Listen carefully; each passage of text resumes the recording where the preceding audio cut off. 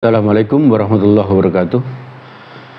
Innal hamdalillah nahmaduhu wa nasta'inuhu wa nastaghfiruh wa na'udzu billahi min syururi anfusina wa min sayyiati a'malina may yahdihillahu fala mudhillalah wa may yudlil fala hadiyalah. Asyhadu an la ilaha illallah wahdahu la syarikalah wa asyhadu anna Muhammadan abduhu wa rasuluh la nabiyya ba'dah.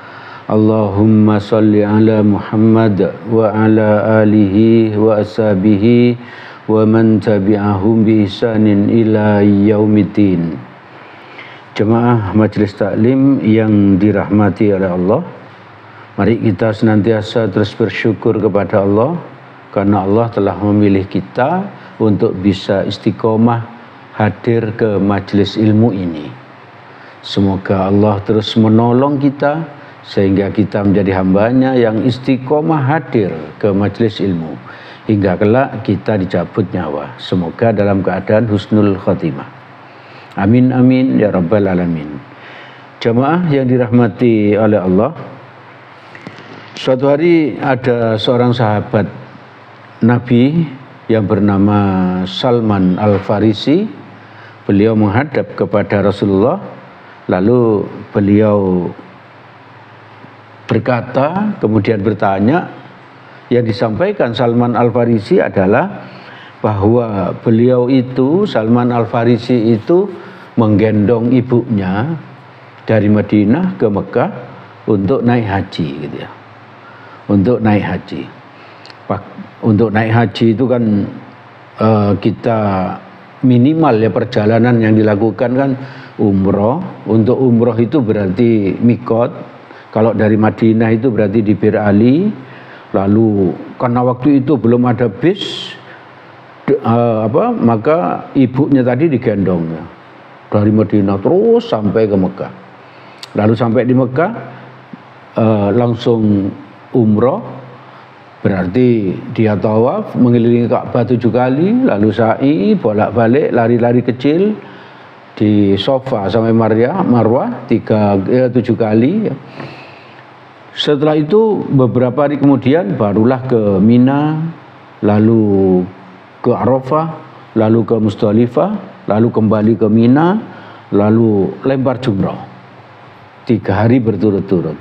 Itu memakan butuh tenaga, butuh kekuatan fisik yang luar biasa. Nah, itu dilakukan oleh ini sahabat Nabi Salman Al-Farisi sambil menggendong ibunya ya. Coba kita bayangkan itu, betapa capeknya Salman Al-Farisi itu.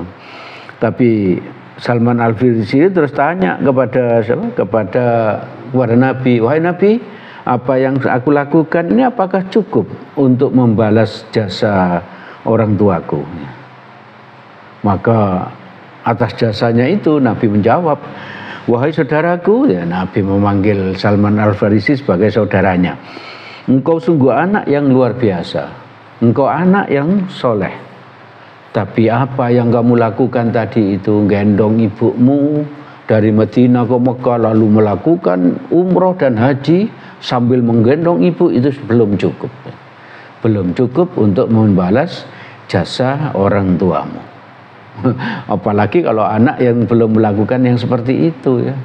Belum melakukan seperti itu, maka berarti apa? Jasanya dia belum bisa membalas jasa orang tuanya yang telah membesarkannya. Ibu bapak saudara-saudara yang dirahmati oleh Allah, kenapa kok belum cukup? Coba kita perhatikan orang yang sedang hamil, orang sedang hamil, dia menggendong bayinya di dalam perutnya itu selama 9 bulan 10 hari. Nah, di situ betapa payahnya dia ya. Makin lama makin payah, makin perutnya makin besar, makin payah. Dia pasti tidurnya tidak enak karena memiring ke kiri tidak enak, telentang juga enggak enak, miring ke kanan juga enggak enak dan seterusnya ya. Jadi coba kita bayangkan kalau itu yang hamil itu adalah orang tua kita ya, yang di dalam kandungan itu adalah kita ya. Berarti betapa beratnya ibu kita ya, berapa beratnya. Lalu puncaknya itu di saat melahirkan, betapa sakitnya ya seorang ibu yang melahirkan itu. Sakit sekali. Lalu apa? Antara hidup dan mati. Antara hidup dan mati. Lalu setelah kita ini lahir, orang tua kita, ibu kita itu sudah langsung lupa akan sakitnya tadi, langsung dia tersenyum, langsung apa? Langsung menciumi kita yang baru lahir. Lalu apakah selesai setelah itu? Belum ya, ternyata apa? Menyusui selama 2 tahun gitu ya, dan seterusnya. Kalau kita pipis malam-malam itu diganti popoknya dan seterusnya. Banyak sekali yang dilakukan oleh ibu kita, makanya oleh Nabi dikatakan apa? Tidak satu pun apa yang kita lakukan untuk orang tua kita itu cukup untuk membalas jasa beliau. Lalu coba kita perhatikan lagi perjuangan seorang ayah ya. Pagi-pagi dia berangkat kerja gitu. Sebetulnya dia masih capek, masih ngantuk ya. Barangkali kalau beliau itu diberi kesempatan atau ada kesempatan untuk tidur lagi setelah sholat subuh, mungkin beliau lakukan. Tapi ternyata tidak dilakukan. Kenapa? Karena harus pergi bekerja. Karena tanggung jawabnya untuk mencari nafkah bagi istrinya, bagi anak-anaknya. Lalu di kantor bisa jadi ayah kita itu dimarahi oleh bosnya, tapi dia tahan ya, tidak melawan ya. Karena apa? Karena agar dia bisa tetap bekerja di situ, agar sumber rezekinya tidak terganggu ya. Dia tahan egonya untuk melawan ya, melawan bosnya yang sedang marah. Dia tahan. Sebetulnya dia ingin melawan, tapi dia tahan. Agar apa? Agar dia tetap bisa bekerja di situ. Lalu malam-malam sampai rumah baru sudah malam, sampai kadang tertidur di depan TV karena saking capeknya beliau bekerja untuk kita, untuk membiayai hidup kita, untuk membiayai sekolah kita dan seterusnya. Jadi betapa jasanya orang tua itu pada kita itu sangat banyak ya, sangat banyak. Belum lagi resiko perjalanan ya. Resiko perjalanan seperti apa? Senggolan dia di jalan besar dengan motornya orang lain, dengan mobilnya orang lain dan sebagainya ya. Maka untuk semua jasa-jasa orang tua kita itu, kita diperintah oleh Allah untuk berbakti kepada orang tua kita. Di Quran surat ke-31, surat Luqman ayat ke-14. Allah berfirman, A'udzubillahi minasyaitonirrajim. Bismillahirrahmanirrahim. Wa wassaynal insana biwalidayhi hamalathu ummuhu wahnan ala wahnin wa fisaluhu fi amaini anishkurli wa liwalidayka ilayyal masir. Artinya, dan kami perintahkan kepada manusia untuk berbuat baik kepada kedua orang ibu bapaknya. Jadi kita diperintah Allah langsung ya. Kita diperintah Allah untuk berbuat baik kepada ibu bapak kita ya. Ibunya telah mengandungnya dalam keadaan lemah. Nah, ini Allah memberitahu kita bahwa ibu kita itu mengandung ya, kita ada di perutnya ibu kita itu dalam keadaan lemah. Semakin hari, semakin bulan bertambah lemah. Dan menyusuinya ya, dalam 2 tahun. Jadi setelah kita lahir masih disusui ya, masih disusui oleh ibu kita ya selama 2 tahun. Lalu Allah memerintahkan kita, bersyukurlah kepadaku, kata Allah. Jadi kita disuruh bersyukur kepada apa? Kepada Allah. Kenapa? Karena Allah telah memilihkan orang tua kita yang baik kepada kita. Memilihkan orang tua yang baik kepada kita dan kepada 2 orang ibu bapak kita. Jadi kita disuruh berterima kasih ya, dengan berbuat baik kepada kedua orang tua kita. Maka lanjutan ayatnya, hanya kepadakulah kamu kembali. Ibu bapak, saudara-saudara yang dirahmati oleh Allah, bahkan kita itu, manusia itu harus berbakti kepada orang tua yang kafir sekalipun ya. Alhamdulillah orang tua kita tidak kafir. Tapi andaikan orang tua kita itu kafir, tetap oleh Allah dan Rasul kita disuruh berbakti kepada mereka. Ini dalam hadis riwayat Bukhari Muslim dari Asma binti Abu Bakar. Jadi Asma ini anaknya Abu Bakar, berarti kakaknya Aisyah, istrinya Nabi. Asma ini berkata, ibuku yang masih kafir, dari waktu itu ibunya Asma itu masih kafir, datang kepadaku, lalu saya, katanya Asma, bertanya kepada Rasulullah, wahai Rasulullah, ibuku datang kepadaku dengan mengharapkan hubungan baik, bolehkah saya menerimanya? Nah, waktu itu ibunya Asma ini masih kafir. Apakah kita boleh berbuat baik kepada ibu yang kafir? Maka Nabi, terimalah ibumu. Nah, itu menunjukkan apa? Kita harus berbuat baik kepada orang tua yang kafir sekalipun. Apalagi kalau orang tua kita tidak kafir. Maka kita wajib untuk berbuat baik kepada orang tua kita. Bagaimana cara berbaktinya? Di Al-Quran, surat Al-Isra, surat ke-17, ayat 23. Allah memberitahu kita cara apa? Cara kita untuk berbakti kepada kedua orang tua. A'udzubillahi minasyaitonirrajim. Wa qada rabbuka alla ta'budu illa iya wa bil walidaini ihsana. Dan Tuhanmu Allah telah memerintahkan supaya kamu jangan menyembah selain Allah. Jadi Allah menyuruh kita jangan menyembah kepada selain Allah. Dan Allah memerintah lain, dan hendaklah kamu berbuat baik kepada ibu bapakmu dengan sebaik-baiknya. Jadi ini perintah untuk berbuat baik kepada orang tua itu disejajarkan oleh Allah untuk tidak syirik, ya. Untuk tidak syirik. Jadi kita itu diperintah Allah jangan syirik. Dan juga apa? Kamu harus berbakti kepada ibu bapakmu. Ini selalu Allah memakai redaksi apa? Ibu dan bapak. Itu artinya apa? Kita disuruh berbakti itu ke ibu dulu. Setelah itu kepada bapak, kepada ayah. Jadi kepada ibu, lalu kepada ayah. Ibu bapak, saudara-saudara yang dirahmati oleh Allah. Bagaimana lagi cara berbakti itu? Lanjutan dari ini, dari Quran surat 17 ayat 23. Imma yablughanna indakal kibara ahaduhuma au kilahuma fala takullahuma uffin. Jadi kita itu disuruh berkata-kata kepada orang tua itu dengan cara yang sopan, ya. Jadi berkata-kata dengan cara yang sopan. Ini Quran surat 17:23 lanjutannya.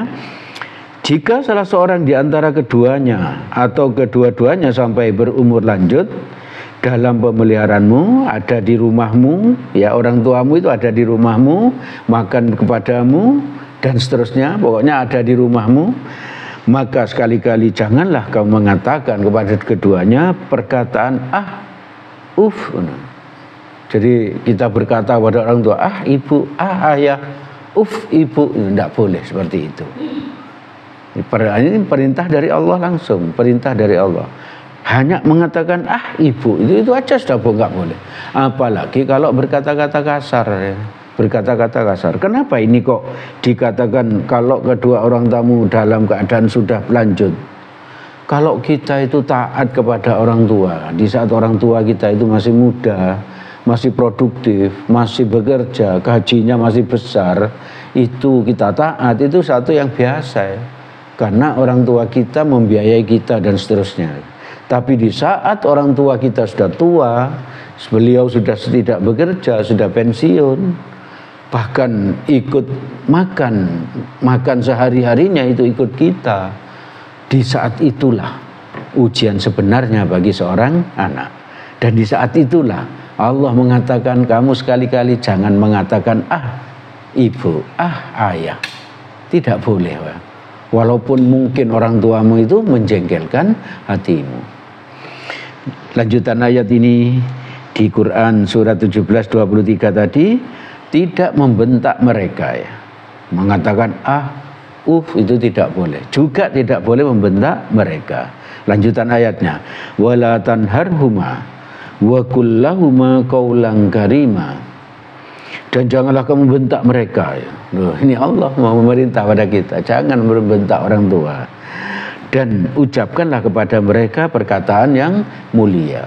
Jadi kita katakan kepada mereka hal-hal yang menyenangkan, hal-hal yang membuat orang tua kita itu optimis, hal-hal yang membuat orang tua kita itu nyaman tinggal bersama kita, dan seterusnya dan seterusnya.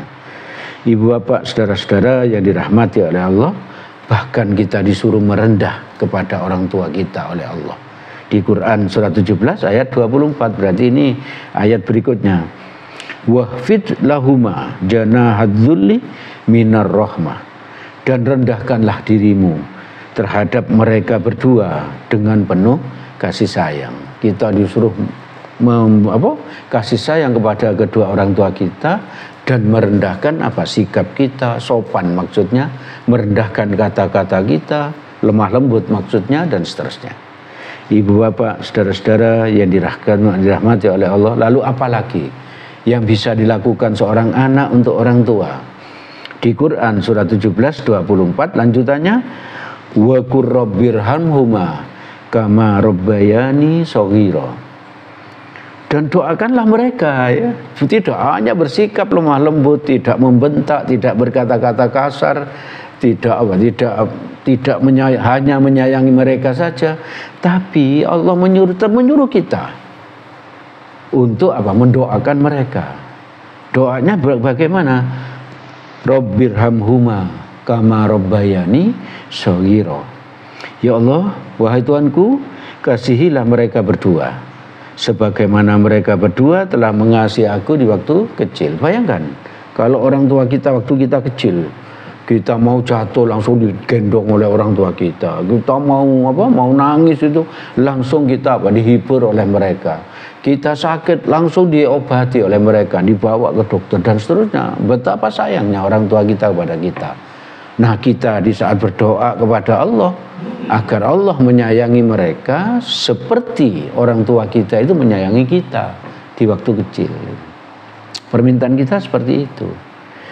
Jadi ibu bapak, saudara-saudara yang dirahmati oleh Allah, barangkali hasil ngaji ini nanti kita sampaikan kepada anak-anak kita, agar anak kita itu berlaku seperti ini. Tidak membentak orang tua, harus kasih sayang kepada orang tua. Bahkan kalau orang tuanya itu kebetulan kafir, tetap harus menerimanya dengan baik, memperlakukannya dengan baik. Apalagi kalau orang tuanya itu Islam, ya. Maka kalau kita melakukan hal-hal seperti itu, ada pahala atau keutamaan berbakti kepada orang tua. Di dalam hadis riwayat Bukhari Muslim dari Abdullah bin Mas'ud radhiyallahu an, Abdullah bin Mas'ud ini bertanya kepada Nabi. Saya Ibnu Mas'ud bertanya kepada Nabi, ayyul amali ahabbu ilallah. Jadi pertanyaan Ibnu Mas'ud itu, wahai Rasul, amal perbuatan apa yang paling disukai oleh Allah? Nabi menjawab 3 hal waktu itu. Salah satunya aja yang berkaitan yang kita bahas ini saya sampaikan. Nabi menjawab birrul walidaini, berbakti kepada kedua orang tua. Ternyata ibu bapak, saudara-saudara yang dirahmati oleh Allah, berbakti kepada orang tua itu termasuk amal ibadah yang sangat-sangat disukai oleh Allah. Maka ayo kita berusaha untuk berbakti kepada kedua orang tua. Bagaimana kalau orang tua kita sudah meninggal? Ya berbakti tetap. Yaitu mendoakan beliau, memintakan ampun untuk beliau, dan seterusnya dan seterusnya. Tetap bisa ya berbuat baik kepada kedua orang tua. Lalu apalagi keutamaannya atau pahala dari orang yang berbakti kepada orang tua? Yang kedua, pasti masuk surga, ya. Orang yang berbakti kepada orang tua pasti masuk surga. Hadis riwayat Muslim dari Abu Hurairah radhiyallahu an. Saya baca artinya. Nabi bersabda, sungguh kecewa. Siapa yang kecewa itu? Anak yang tidak mau berbakti kepada orang tuanya. Diulang oleh Nabi, sungguh kecewa. Anak yang tidak berbakti kepada orang tuanya. Diulang lagi sampai 3 kali, sungguh kecewa kata Nabi. Bahkan ditambahi dan hina, yaitu siapa yang mendapati kedua orang tuanya atau salah satu dari mereka sampai tua, kemudian ia tidak dapat masuk surga. Itu artinya apa?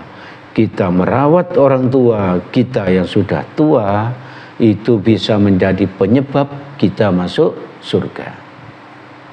Ibu bapak, saudara-saudara yang dirahmati oleh Allah, penting bagi kita untuk menyampaikan materi ini kepada putra-putri kita. Agar apa? Agar mereka tahu bagaimana cara berbakti kepada orang tua, dan apa resikonya kalau dia tidak berbakti kepada orang tua, dan apa pahala dan keutamaannya apabila mereka berbakti kepada orang tua.